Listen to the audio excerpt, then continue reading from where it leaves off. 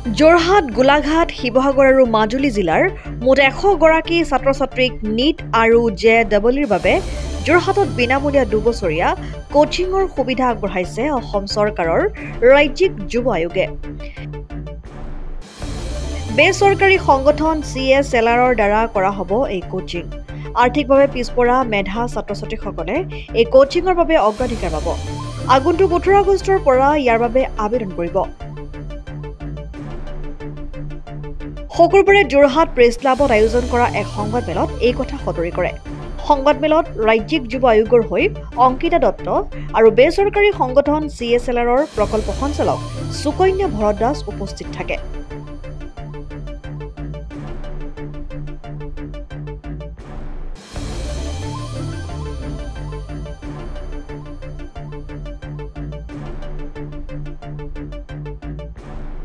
যেহেতু আপোনালোকে গম পায় আসাম ষ্টেট ইউথ কমিশ্যনে এটা সুন্দৰ পদক্ষেপ লৈছে, বিশেষকৈ উজনি অসম যোৰহাটৰ বাবে। আৰু আমাৰ কোচিং চেণ্টাৰ যিটো আমি আমাৰ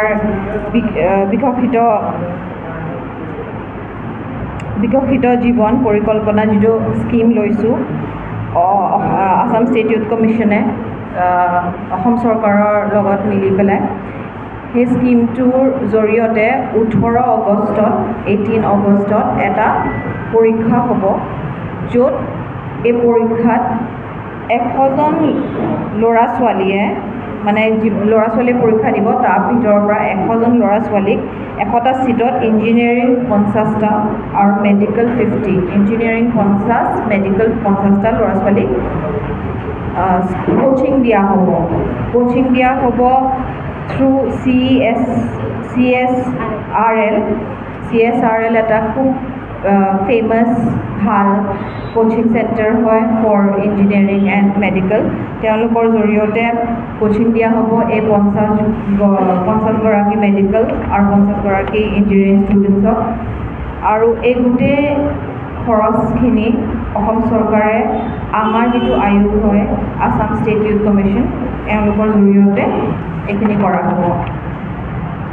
জ্ঞানোদয়া আমাৰ যিটো প্ৰজেক্ট হয়, সেইটো প্ৰথম বেটচ আমি লৈছিলোঁ তেজপুৰত, আৰু তাত আমাৰ 200জন ষ্টুডেণ্টছে কৰি আছে। এই ল'ৰা-ছোৱালীখিনি আণ্ডাৰপ্ৰিভিলেজ দুখীয়া পৰিয়ালৰ ল'ৰা-ছোৱালীখিনিক দিয়া হৈছিলে। আৰু এইবাৰ ঠিক তেনেধৰণে আমি যোৰহাটত কৰিব লৈছোঁ। ইণ্টিগ্ৰেটেড কোচিং হ'ব হাই ছেকেণ্ডেৰী এডুকেশ্যন যিসকলে পাছ কৰিছে। টাৰ্গেট গ্ৰুপ হৈছে যিসকল দৰিদ্ৰ পৰিয়ালৰ ছাত্ৰ-ছাত্ৰীসকল। তেওঁলোকক কেনেকৈ আমি আগবঢ়াব পাৰোঁ।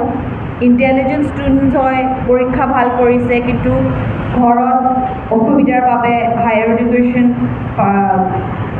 কৰিবলৈ অসুবিধা হৈছে। সেইকাৰণে অসম চৰকাৰে সন্মানীয় মুখ্যমন্ত্ৰী ডাঙৰীয়াই চিন্তা কৰিছে কি কেনেধৰণে তেওঁলোকক এই স্কিমৰ জৰিয়তে তেওঁলোকক আমি আঁকোৱালি ল'ব পাৰোঁ, আৰু তেওঁলোকৰ মেডিকেল আৰু ইঞ্জিনিয়াৰিং যিখিনি সপোন আছে সেই সপোনখিনি কেনেকৈ সফল কৰিবলৈ আমি আগবঢ়াই দিব পাৰোঁ।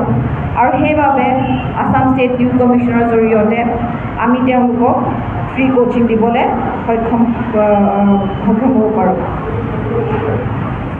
CSRLৰ জৰিয়তে গোটেই ইণ্ডিয়াতে IIT, NIT, এইমছত আৰু আদাৰ ইঞ্জিনিয়াৰিং এডুকেশ্যন আৰু মেডিকেল স্কুলত ল'ৰা-ছোৱালীয়ে এডমিশ্যন পাবলৈ সক্ষম হৈছে, ছাকচেছ পাবলৈ সক্ষম হৈছে।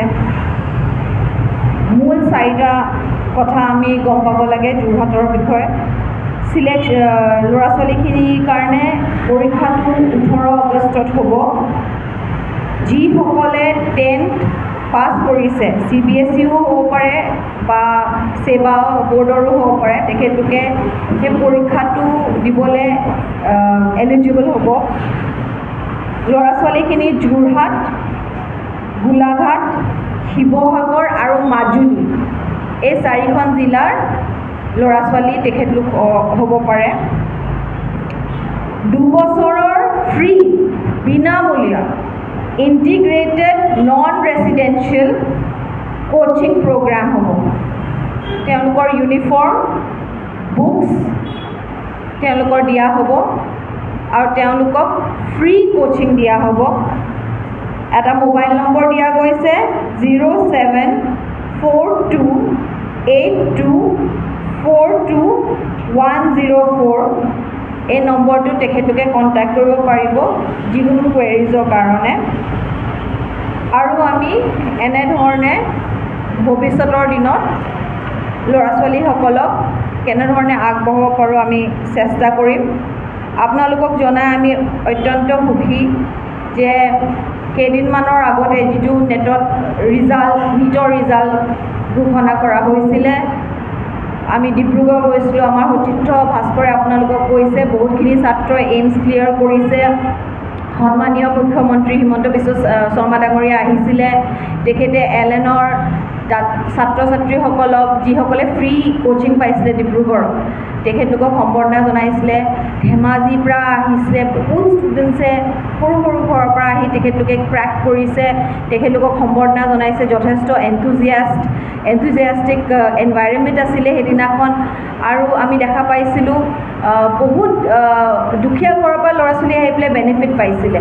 তো আমি